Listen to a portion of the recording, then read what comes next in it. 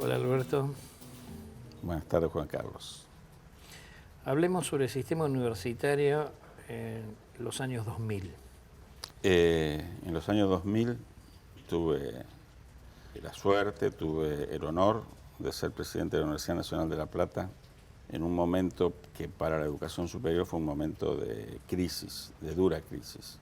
Fue una etapa en la que se inició el año 2000, del 2002 al 2004, donde siendo presidente de la Universidad Nacional de La Plata me tocó el momento de mayor crisis política y económica en la Argentina que se desarrolló durante los inicios de los 2000 y donde las universidades nacionales tuvieron, como el resto de la sociedad, grandes etapas de zozobra. Digamos, nosotros veníamos de los últimos años de los 90, donde habíamos transitado un periodo no diría de ajuste, pero sí de no ejecución total del presupuesto, pero las universidades habían completado esa década con un funcionamiento, podríamos decirlo, normal dentro de un país que estaba saliendo de la situación, digamos, estaba iniciando los primeros años de la democracia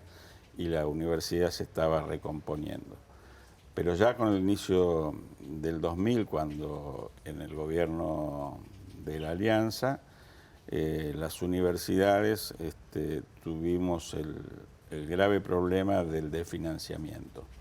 O sea, yo recuerdo esos años como los que me permitieron quizá adquirir en mi experiencia universitaria digamos, la experiencia necesaria para conducir una universidad como la de La Plata, con en ese momento casi 80.000 estudiantes, en una zozobra total, digamos. La discusión hacia adentro de la universidad era si la universidad iba a seguir funcionando, la discusión hacia adentro de la universidad era si nosotros tomábamos la decisión para hacer funcionar las unidades académicas, de cerrar algunos de los tradicionales colegios de la enseñanza media de la universidad.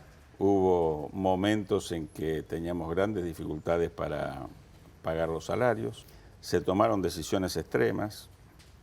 Una de las decisiones extremas fue la de no pagar el total de las contribuciones patronales que le correspondían a la universidad para adecuarnos en ese momento a la situación que en ese momento tenían las universidades privadas.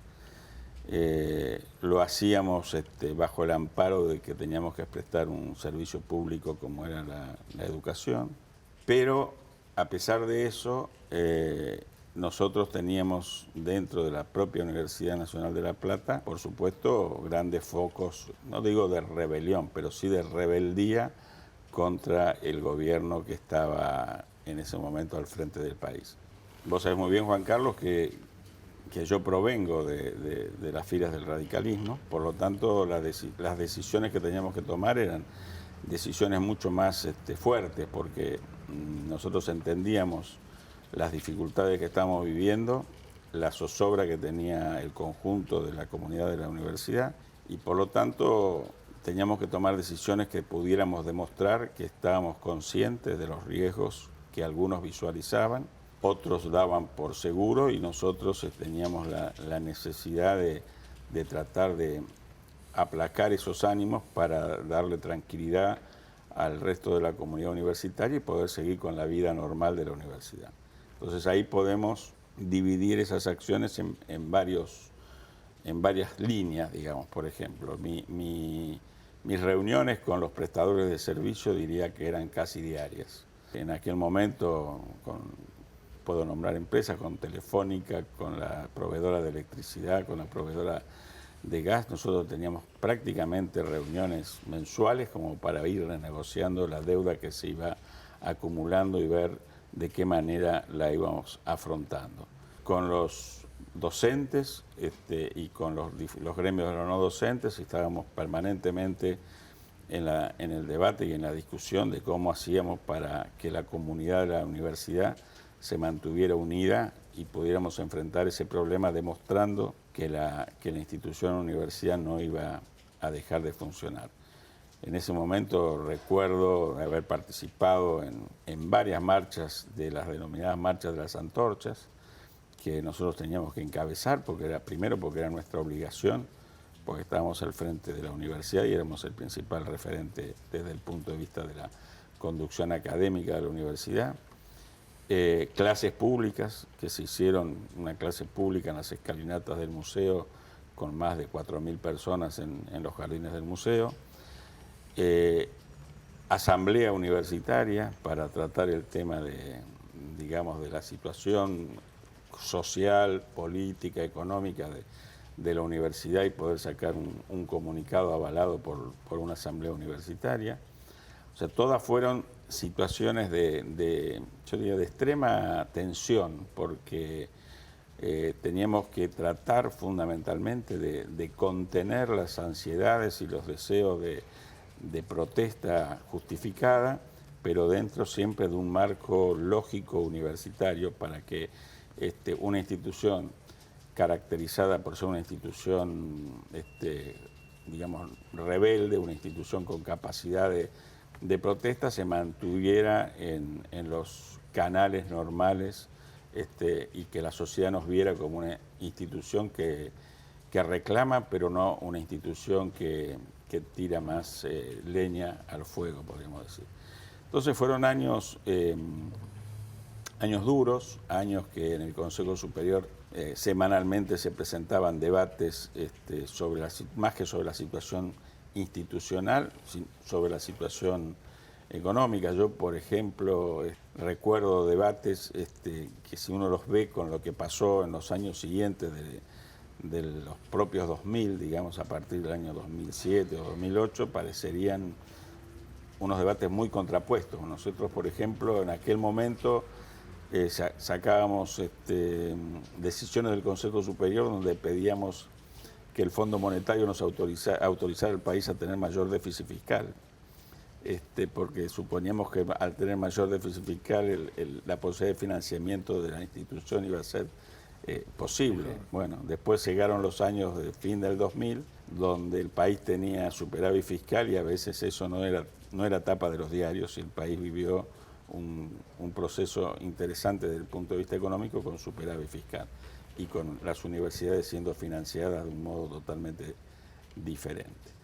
Entonces, este fin de ciclo, digamos, de inicio de los 2000 y digamos, y fin de ciclo de un momento de crisis terminal desde el punto de vista económico de la Argentina, donde muchos pensábamos que era imposible que el país siguiera adelante.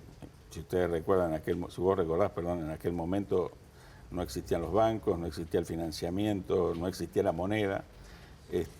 En aquel momento nosotros desde la universidad intentamos y logramos hacer reuniones con la comunidad para que los universitarios impulsaran tareas de servicio social comunitario, o sea, que después con el tiempo apareció el programa de voluntariado universitario que tiene un poco de origen, pero también creo yo que hubiera sido muy útil que las universidades lo tuvieran asumido en esos periodos de tanta crisis social, que en general el sistema universitario siempre amagó, pero nunca ejerció un vínculo con la universidad, con la sociedad, perdón, fuerte como para poder apoyar y participar en momentos donde había mucha gente en situación de angustia. Y cuando se producen los cambios sucesivos de gobierno hasta que asume la presidencia Duhalde, a partir de ahí comienza, ¿cuál es el punto de inflexión del cambio? Mira, ahí puedo contar alguna anécdota. Nosotros vivimos, por ejemplo, en esos sucesivos, una de las presidencias fue la presidencia de Rodríguez Sá, que en algún momento declaró que iba a gobernar con una actividad de 24 horas. Nos citó un día, Rodríguez Sá, no sé qué día era, pero en una cena de la universidad, nos citó a las 12 de la noche. Yo era presidente del CIN y vinimos a la Casa Rosada a una reunión a las 12 de la noche el tema era despejar un poco ese rumor que había de la provincialización de las universidades. ahí en ese momento se había corrido un rumor de que la decisión del gobierno iba a ser provincializar las universidades. Y bueno, fuimos citados, me acuerdo, a las 12 de la noche en una reunión en la Casa Rosada. Coincidía con la cena anual de la Universidad Nacional de La Plata. Yo llegué tipo 1:30 de la mañana después de tener una reunión con el presidente. Cuando asume Duhalde, que se produce la salida de la convertibilidad, bueno, eso en el caso particular de nuestra universidad, nos puso también en otro desafío importante, que fue finalizar de financiar algo que había crecido, había salido, creo que en tu época de secretario, que era el FOMEC. Nosotros estábamos todavía con la última etapa del FOMEC, y recuerdo que tuve que hacer un esfuerzo importantísimo para poder financiar la última etapa y haber salido del dólar 1 a 1 para financiarlo con el dólar 1 a 3. 1 a 4. 1 a 4. O sea que la universidad siempre, a pesar de esas dificultades, nosotros tratamos de encontrar la manera de cumplir con los objetivos que en algún momento nos habíamos propuesto, y tratar también de generar siempre una expectativa positiva hacia adentro de la propia universidad. Ahí ya comenzó una etapa diferente, con mayor diálogo. Nosotros tuvimos un mayor diálogo con la Secretaría de Políticas Universitarias, tuvimos un mayor diálogo con el gobierno. Si vos bien recordás, el momento de mayor crisis de la universidad se produjo cuando se anuncia el recorte del 13% en los salarios docentes y en algunos otros sectores de la sociedad. Se produjo una gran marcha en la Universidad de Buenos Aires, bueno, renuncias de ministros, cambios de secretario de Políticas Universitarias, pero ahí nos quedó a nosotros una grave situación en cuanto, digamos, al salario de los docentes y al financiamiento de la universidad. Cuando ya estaba el gobierno de Duhalde, nosotros logramos, en una negociación muy importante con el Ministerio de Educación, con el Secretario de Políticas Universitarias y con la ministra Graciela Giannettazio, con el aval del presidente de la Nación, de que en el presupuesto de las universidades se incorporara el 13% que había sido recortado anteriormente.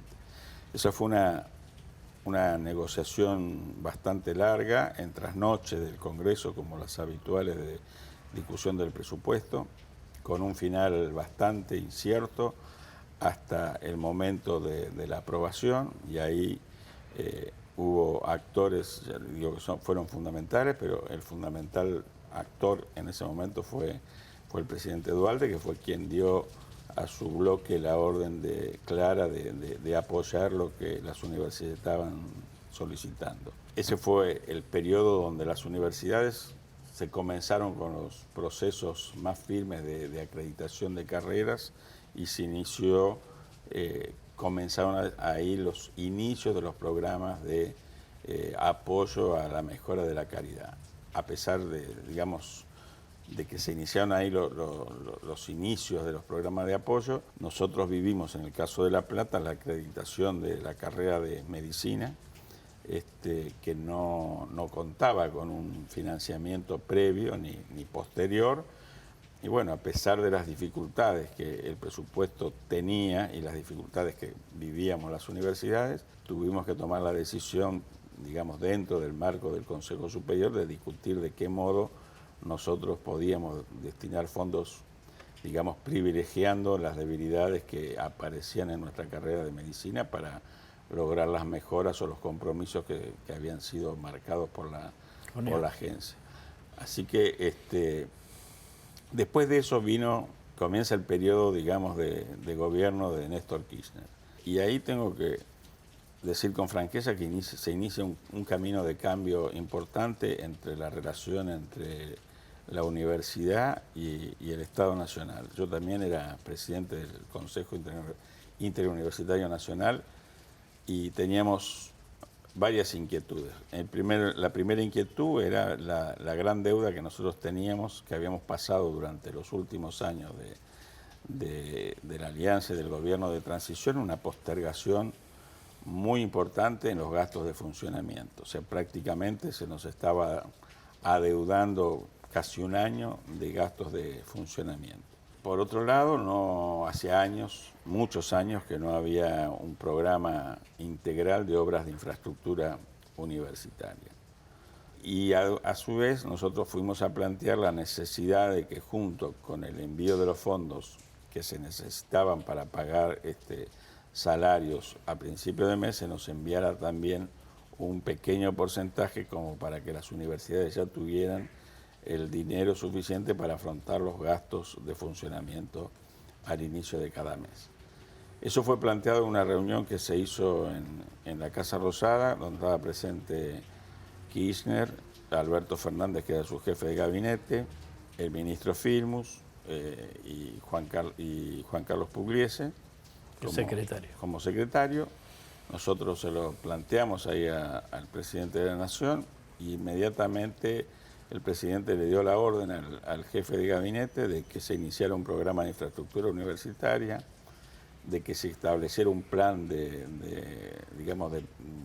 pago de la deuda que se tenía con las universidades y que se implementara un mecanismo de financiamiento tal cual el CIN estaba planteando. Y eso se cumplió en forma casi inmediata, o sea, nosotros incluso habíamos propuesto un plan de pago en bastante tiempo de los adeudados y sin embargo eso se transfirió en un tiempo mucho más breve. O sea que las universidades comenzaron a transitar por un periodo de una forma totalmente más normal de lo que veníamos acostumbrados hasta el momento.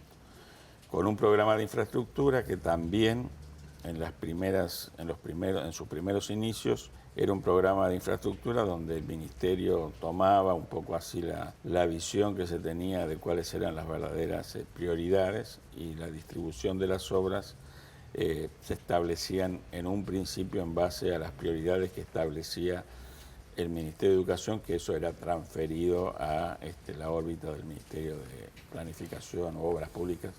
No puedo decirte con precisión cómo se llamaba en esos primeros años del gobierno de Kirchner. ¿Pero había una programación de obras? Había una programación de obras. ¿Era pública? Era, exactamente. Nosotros ya pasaría la etapa donde en el 2006, luego de mi paso breve por la CONEAU, donde coincidimos ahí en algún año. Algún año compartimos la CONEAU. Compartimos la CONEAU. Inesperadamente, para mí, me convocan para la Secretaría de Políticas Universitarias.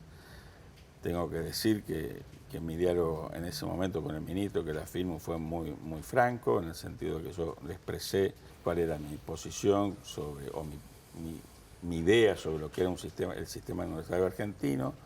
Él me dijo que me conocía y que me daba todo el apoyo, que ese tema solamente, que mi postulación lo había hablado solamente con el presidente y con el jefe de gabinete. Y bueno, después de consultar fundamentalmente con mi familia, decidí acceder al cargo. No con la política, porque de origen radical. No, porque yo con la política partidaria te diría que me había alejado ya hace un tiempo. O sea, mi historia de la política partidaria es de mucho anterior. Yo fui candidato a intendente en el año 87. En Tres Arroyos. En Tres Arroyos. Perdí por motivos de internas partidarias y me dio la posibilidad de mi carrera universitaria, por cual estoy agradecido al sector que no me votó. Entonces, las decisiones prácticamente fueron consultadas con mi familia. Y en ese momento, cuando yo ingresé al ministerio, sí, ahí vi una planificación, o sea, venía un monto destinado a obras universitarias y el ministerio era quien le transfería al Ministerio de Planificación para hacer las obras. Exactamente.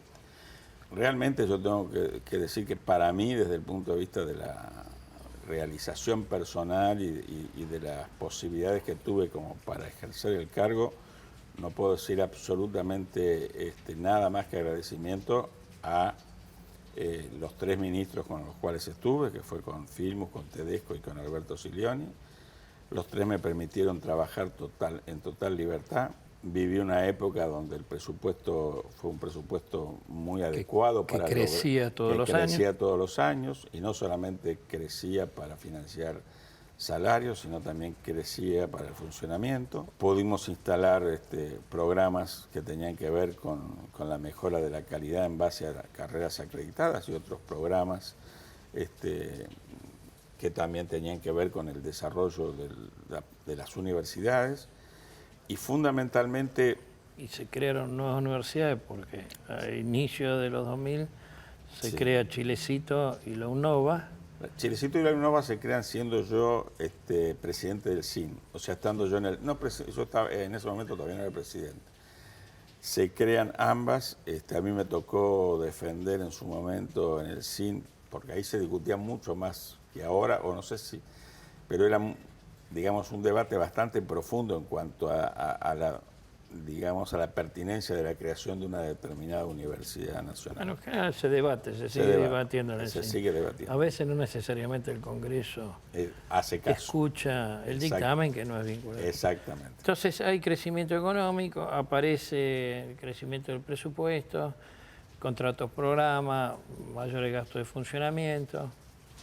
Se dicta el convenio colectivo de trabajo con los no docentes, el 366 en el año 2006. Sí, fue justito un poco antes de que yo ingresara, pero se dicta en ese momento el convenio colectivo con los no docentes. Tenemos un convenio colectivo de trabajo y se cierra, el periodo con el convenio colectivo de trabajo docente. Ahora, te hago una consulta, porque estuviste 6 años. Sí. De 2006 al 2012, o sea, ya pasamos al siguiente decenio. Con este ritmo. Con este ritmo atravesamos una década. Pero también como hito, quizá pasa medio desapercibido, pero en el 2008 se aprueba la ley de jubilación de los docentes universitarios, que los pone con el 82% móvil, que no es una ley que salió fácilmente. Hubo 2 cosas que pasaron, quizá con el tiempo pasan desapercibidas, pero fueron muy importantes. La jubilación con el 82% móvil, que fue una discusión bastante larga con el Instituto de Previsión Social. Y en paralelo estaba el 85 de los investigadores. En paralelo estaba el 85 de los investigadores. Fue ahí un debate interesante, había que convencer a la gente del ANSES, a la gente... Ahí tuvimos un fuerte apoyo del ministro Tomada, por supuesto el ministro Filmus estaba totalmente convencido, y también, bueno, algunos diputados que apoyaron muy fuertemente esta medida. Y junto, de forma paralela, yo te mencioné hoy que en los 2000 las universidades el conjunto de las universidades nacionales habían dejado de pagar el total de las contribuciones. Por lo tanto, ahí apareció una deuda importantísima con la FIP, que cuando yo asumí en el 2006 era una alta preocupación de los rectores porque alguna universidad había perdido un juicio con la FIP y por lo tanto estaba sobre las universidades el temor de que fueran obligadas a pagar una deuda que era millonaria, pero por muchos millones de pesos. Entonces, ahí empezó un peregrinar bastante interesante con algunos quienes estaban al frente de la FIP, hasta que logramos explicarle el programa o la dificultad o cuál era la salida a Echegaray, y ahí sale un decreto de la presidencia donde se le otorga a las universidades un plan de saneamiento, de pago, a muy largo plazo, que le saca a las universidades una situación bastante angustiante que a veces pasa desapercibida, porque no es un problema académico, no es un problema de edilicio, pero es un problema realmente que en aquel momento eran, yo te diría, cerca de 5.000 millones de pesos de deuda que las universidades tenían en el año 2007 o 2008. Y decime, en ese interín, ¿no? Ya terminamos la década, estamos en el 2012, todavía estás ahí, después de 6 años en la gestión pública, ¿por qué no hubo una iniciativa de modificar la Ley de Educación Superior? Que había sido denostada por algunos sectores, yo te voy a incluido decir, el movimiento estudiantil, que había sido protagonista al mediados de los 90. Exactamente, con la franqueza que me caracteriza, Juan Carlos, te voy a decir lo que yo viví. O sea, a mí, entre las cosas, cuando me convoca Daniel Filmus, me dice: Alberto, objetivos, en aquel momento teníamos dos problemas graves con las universidades. La Universidad del Comahue tomada, sin autoridades. Un año casi todo. Por eso, y la Universidad de Buenos Aires sin posibilidad de elegir rector. Y una nueva ley de educación superior. Entonces yo le digo a Daniel: ningún problema. O sea, yo me quedo, te acompaño, lo que a vos te falta en el mandato, y tratamos de solucionar esos dos problemas con las universidades y sancionar una nueva ley o modificarlo de la nueva ley de educación superior. Las dos universidades, con sus características, pasaron a tener un periodo de mayor normalidad, y el proyecto de educación superior que yo comencé a elaborar quedó ahí porque en realidad desde el Poder Ejecutivo no se previó, no se vio el momento como para presentar un nuevo proyecto de ley. Y también en mis diálogos con los rectores encontré una respuesta en la mayoría que no coincidía con lo que se dice en un Consejo Superior o lo que se expresa en una declaración. O sea, en el diálogo persona a persona, la gran mayoría te dice: ¿para qué vamos a modificar una ley que nos está permitiendo funcionar? Y si la modificamos podemos entrar en un terreno en el cual generemos una situación conflictiva hacia dentro del sistema. A ver si te entiendo. Si bien la Ley Federal de Educación era un problema y por lo tanto el Ejecutivo lanzó un paquete de leyes, Sí. que fueron 3, una nueva ley de educación, una ley de financiamiento educativo y una ley de educación técnica, aun cuando hubo atisbos de plantearse la posibilidad, es como que se terminó con un mito. Es como que se mistificó que dicho marco regulatorio imposibilitaba o que restaba autonomía o esto o lo otro, y finalmente encontraste que los rectores dijeron... Eventualmente pudo haber también habido una cuestión de abrir una caja de Pandora, que entonces vaya a saber para dónde sale. Que a veces suele ocurrir esto en nuestro país, ¿no? Sí, las dos cosas podían ocurrir. O sea, quizá nadie pensó en la caja de Pandora porque desde el Poder Ejecutivo, porque siempre se piensa que el proyecto válido iba a ser el que iba a enviar el Poder Ejecutivo. Ahí había suficiente fuerza política para imponer un cambio. Exactamente, pero a pesar de eso, dentro del propio oficialismo había diferentes versiones, o sea, o intenciones de sancionar, digamos, en cuanto a los contenidos que tenía que tener una ley. Mi trabajo, incluso después, ya en el inicio del gobierno de Cristina, fue elaborar un proyecto de ley que contemplaba mucho de los que los rectores habían discutido en algún famoso documento de Orcomolle, algunas otras cuestiones que aparecían en algún documento que había también, o algún proyecto que se había elaborado en el Congreso, porque nosotros teníamos acceso a proyectos tanto del senador Giustiniani, de la diputada Puiggrós, o del diputado Cantero. O del diputado Cantero, había una serie de proyectos del cual nosotros veíamos. Dejó de ser una prioridad, el marco regulatorio no inhibía que se desarrollara una política activa con contratos programa, con financiamiento, además, etcétera, yo etcétera. tengo que decir también con franqueza que la ley otorgó mayor autonomía a las universidades. Bueno, te sorprendió, pero... No, pero digamos, la ley establece... No es un halago para No es un halago para nadie, pero está verificado de la literatura. Por eso hay tesis doctorales que dicen que esa mayor autonomía, es la autonomía más alta, mayor a la ley de Avellaneda. Sí, incluso. de esa mayor autonomía también generó un problema. A ver. Y ese problema no está resuelto, y yo creo que hoy es el principal problema que tienen las universidades, el sistema universitario. Hasta el año 95, las universidades teníamos autonomía para generar nuestros planes de estudio, para generar nuestras carreras. Bueno, igual que... Pasabas por la dirección de Está general. bien, como ahora. Pero... No, como ahora no, porque ahora solamente sí, es la cantidad de años, la duración y sí, no el contenido.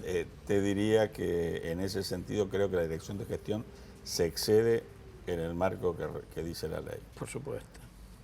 O sea que no se ha perdido la costumbre o la inercia que Pero venía no de por antes. el tema de la ley, sino por un se ha tema de la perdido- burocracia no se ha perdido- pública. bueno, La burocracia queda. Exactamente, no se ha perdido la inercia de lo que traía. Pero hay un hecho, sí, hasta ese momento vos recordarás que las universidades, la Secretaría de Hacienda o el Ministerio de Economía te decía, te daba los puntos necesarios para incrementar la planta docente o no docente de cada una de las universidades. A nosotros nos llegaba eso a la universidad, nosotros discutíamos y decíamos 1000 puntos acá, 200 acá, bueno, una discusión. O sea, te referís a que el Estado Nacional Regulaba. Regulaba. Y bueno, la ley no lo regula. No, está bien. La ley no lo regula. Exacto. Está muy bien en Finlandia, en Alemania quizá, en la Argentina ocurrió lo que hoy estamos viviendo, o sea que la mayoría de las universidades tienen un problema grave con lo que el inciso 1 les lleva del total del porcentaje de su presupuesto, salvo excepciones.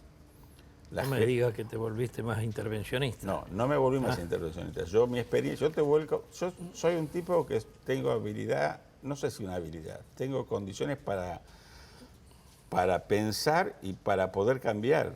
Si yo no pudiera cambiar de opinión a través de la experiencia, entonces los años, que son muchos, te permiten eso. O sea, te permiten darte cuenta de cosas que vos en otro momento podías estar en contra. Está escrito. Ana Fanelli lo escribió, aumentó la planta docente 20% y la matrícula aumentó menos. Eso que escribió Ana Fanelli... Poco dígito. Eso que escribió Ana Fanelli... Bueno, lo viviste vos en la Universidad de La Plata, parece. Sí, se lo decía yo permanentemente a los rectores. Sí. Si vos, no aumenten el plantel. Si vos comparás lo que aumenta la planta, el número de estudiantes con el número de la planta docente, es una locura. Bueno, entonces, si algo, yo te digo sinceramente, estoy hablando sinceramente, con total sinceridad y lo que yo pienso hoy, si alguien no establece una condición de crecimiento de las plantas que tenga una estrecha relación con lo que ocurre con el incremento de los estudiantes, el sistema no hay forma de financiarlo. Yo creo, es muy sencillo, te doy una sugerencia. Yo no puedo hacer nada. No, y la sugerencia es muy sencilla. En la convención colectiva de trabajo se congelan las plantas y se paga esa planta. Sí. Y luego si quieren aumentar el personal docente o no docente tienen que ir y solicitarlo. Entonces, pero no ha sido un problema de la ley, sino de lo que llamaríamos acerca del ejercicio, comillas, responsable de la autonomía. Es lo que yo te dije en mis palabras, por eso te digo, lo que falló no es la ley, lo que falla es la manera de administrar los recursos. Claro, el Estado paga públicos. Los aumentos salariales, las universidades definen sus aumentos. Bueno, entonces vos no podés... ya está, lo sabemos, ocurrió y ocurre y ese es un problema que quien administra recursos públicos se tiene que dar cuenta que hay un punto en donde las cosas tienen que ser con bastante más de responsabilidad de la que hoy tenemos. Estamos totalmente de acuerdo. Ese es lo que yo vi en esos 6 años, donde hubo muchísimos recursos y donde yo siempre trataba de manifestarle a los rectores, decir, miren, esto en algún momento se termina. Como decía nuestro amigo común que fue vicerrector en tu universidad, en la sede patagónica o cordillera de Bariloche, decía, algún día nos van a descubrir. Entonces, esto... es así. Está clarísimo. Es así. Y si no hay una mayor seriedad en saber que uno tiene que saber decir que no, uno tiene que evaluar, digamos, se abren carreras. O sea, Yo creo que cuando uno abre una carrera tiene que haber una discusión hacia adentro de la propia universidad. Por supuesto. Porque, y no todas, yo siempre, no es por defender a las grandes universidades, ¿no? Pero vamos a suponer la carrera de griego. La carrera de griego la tiene la Universidad de La Plata. Está bien que la tenga, está bien que haya una carrera de griego y que quizá esa carrera tenga 50 docentes y 5 estudiantes. Ahora, vos no podés tener la carrera de griego en Quilmes, en Río Cuarto, en Avellaneda y en Río Negro. Hay carreras que uno las tiene que mantener en aquellas universidades que tienen una trayectoria y existen esa, digamos, y están. Y hay que financiarla porque un país no se puede privar de tenerla, por decir una carrera. Ahora, hay otras carreras que también hay que discutirlas. O sea, si se continúan, si no se continúan, si son que se abren y se cierran. Entonces, cuando se ve, yo, por ejemplo, el nuevo convenio colectivo de los docentes, donde se ponen cosas que quienes tenemos, como yo, muchos años en la vida universitaria y allá por la década del 70 discutíamos sobre la periodicidad de cátedra, el ingreso por concurso. Siempre discutimos que la periodicidad de cátedra era lo que le daba calidad al sistema universitario. Enfrentar un profesor con el otro o un profesor con un aspirante al cargo, siempre era para mejorar. Entonces, la permanencia en el cargo, si no hay una evaluación seria para lograr la permanencia, va a hacerle daño al sistema universitario argentino. Sí, diríamos, lo va a perjudicar. A ver qué te parece este tema. El convenio colectivo de trabajo en términos de la estabilidad después del primer concurso contradice los principios de la reforma. Por supuesto. Bien, ahora, también es cierto que las universidades convocan a concurso en función de la perspectiva de poder político al interior de la universidad. También es así. Entonces, desde el punto de vista de los sindicatos docentes, también es lógico, es legítima una demanda por estabilidad de los miles y miles de docentes que son interinos de por vida porque las autoridades universitarias lo llaman a concurso. Quiere decir que el convenio también es una respuesta, una reacción que alguien puede decir que sobrepasa criterios básicos como es la estabilidad sujeta a evaluación, porque que yo conozca no sé qué docente es retirado de su función por una mala evaluación, no sé, deberíamos contarlos con los dedos, sí, claro. Es difícil. Entonces también es una respuesta a una práctica que viene de muy lejos y que la democracia también es una deuda de la democracia. Sí, los famosos concursos en las universidades. Bueno, pero por eso te digo... Porque prima el tema del poder. Entonces se llama concurso en aquellas asignaturas, áreas que aseguran el poder. Bueno, esto es muy largo, pero yo después de 6 años debo decir que he estado al frente, quiero decir que además de Chilecito y la UNOVA, se creó la Universidad de Río Negro en el 2008, que fue durante la gestión tuya. Con posterioridad se crearon otras universidades nuevas, pero superaron tu periodo en el ejercicio de la función pública. No, en mi pues quedó Chaco Austral y Río Negro. Chaco Austral y Río Negro. Se creó, nosotros participamos en los inicios de la Universidad Nacional de Tierra del Fuego. En la de Avellaneda, en la de Moreno, en la del Oeste y en la de José Cepaz. Quiere decir que también los años 2000, o si se quiere, el 2003 en adelante, que no solamente fue de aumento de presupuesto y apertura de programas, etcétera, etcétera, y de infraestructura, que también tuvo un aumento del número de universidades. Exactamente, con la idea de encontrar mecanismos de expansión de la oferta y mayor cobertura territorial. Este es otro de los temas que hay que poner sobre la mesa para discutir. Porque ya cada provincia tiene una universidad. Sí, cada provincia tiene una universidad y algunas tienen más de una, pero a pesar de eso siempre las demandas existen, porque la sociedad exige, o no sé si exige, desea que sus hijos tengan la posibilidad y que no se vayan. Entonces yo ahí, quizás fue el último acto de mi gestión, salió un decreto donde se creaban los consejos regionales, los centros regionales de educación superior. Pero bueno, pero al final se han creado 3 nada más, ¿no? No, reconocido como tal. Claro, reconocido como tal. Pero yo creo que realmente es un camino que es una alternativa a la creación de nuevas universidades. Exactamente, una alternativa a la creación de nuevas universidades como una semilla que en algún momento puede ser una futura universidad. Lo que pasa que todo eso, como hablábamos también recién, de lo que pasa con la expansión de la planta, bueno, esto necesita un concepto fundamental que es el de responsabilidad también de y de planificación. Entonces no se puede crear las cuestiones porque alguien lo pide. Uno tiene que crearlo porque alguien lo necesita. O porque un conjunto lo necesita. Pero no es un problema de leyes, sino que es un problema de que el Ejecutivo y el propio SIN asuma responsabilidad de planeamiento y de autorregulación sistémica. Exactamente. Yo he tenido que, como rector, he tenido que decir que no a muchísimos intendentes que me iban a solicitar que alguna sede. He tenido que decir que no. He tenido que decir que no en el ministerio cuando muchos venían a pedirme también de alguna manera el financiamiento. Entonces en política uno tiene que saber decir que no. El no está prohibido. Por supuesto que genera problemas. Entonces, me van a ver en mi ciudad, por ejemplo, y te diría que con la cantidad de universidades que se crearon, yo podría haber impulsado junto con algún diputado importante de mi ciudad una universidad para Tres Arroyos. Para Tres Arroyos. Y sin embargo... No vas a ser intendente. No, se perdí. Y sin embargo...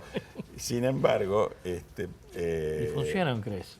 Exactamente. Funciona un CRES, tiene 2.000 estudiantes. Creo que es un ejemplo. Y es un ejemplo... Pero es un CRES no reconocido. Exactamente, porque hasta se financia con el presupuesto que la universidad le pone a través de una tasa y bueno, entonces son cosas que que tenemos que aprender en todos sentidos los argentinos, que la responsabilidad del ejercicio de la función pública nos tiene que permitir avanzar en programas y en soluciones que tengan un sentido para la mejora real de las condiciones de vida.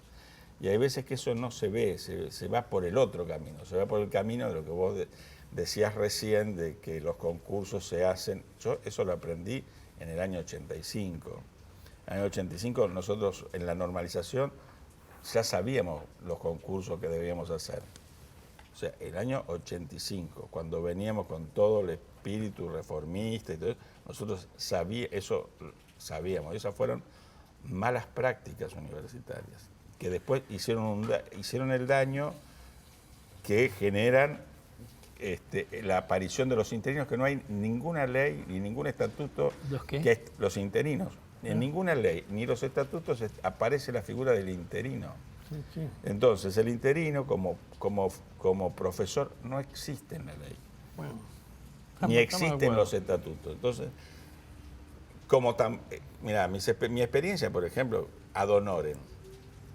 En ad honorem de algunas universidades que decían tenemos 20.000 ad honorem, cuando nosotros hicimos un programa para satisfacer la necesidad de los 20.000 ad honorem, junto con el gremio docente de esa universidad, donde los principales actores eran del Partido Obrero, nosotros hicimos todo un programa y de los 20.000 que se decía solamente pudieron regularizarse 3.000.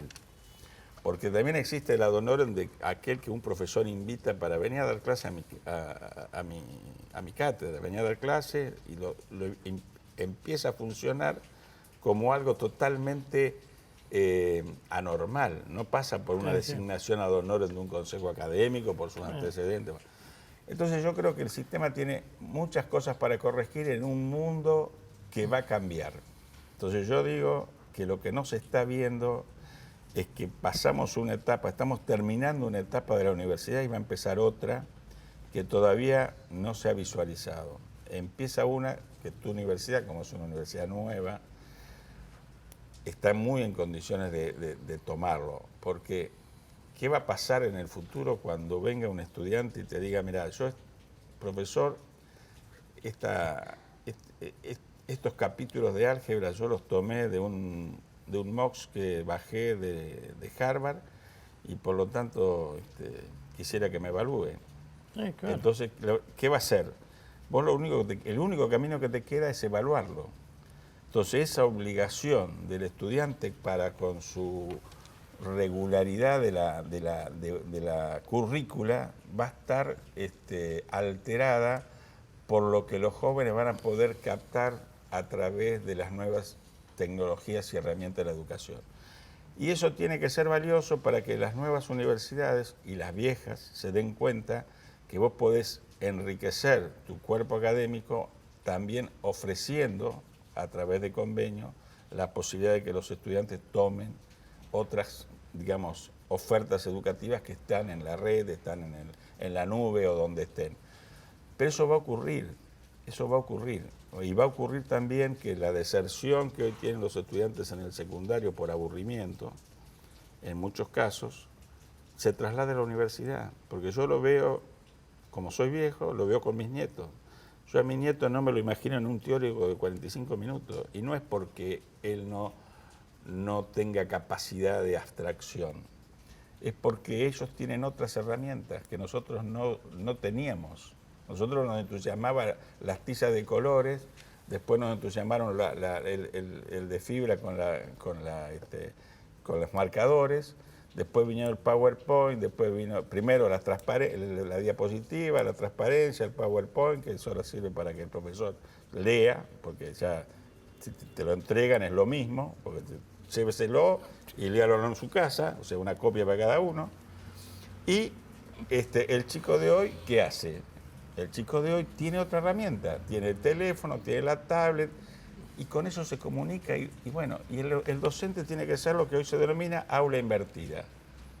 Te das los temas, el alumno trabaja en grupo y cuando vuelve, con todo lo adquirido, lo debate en grupo con el docente. Y esos cambios en la universidad no lo estás viendo, estamos discutiendo otra cosa. ¿Qué opinás sobre la última tanda de universidades nacionales creadas?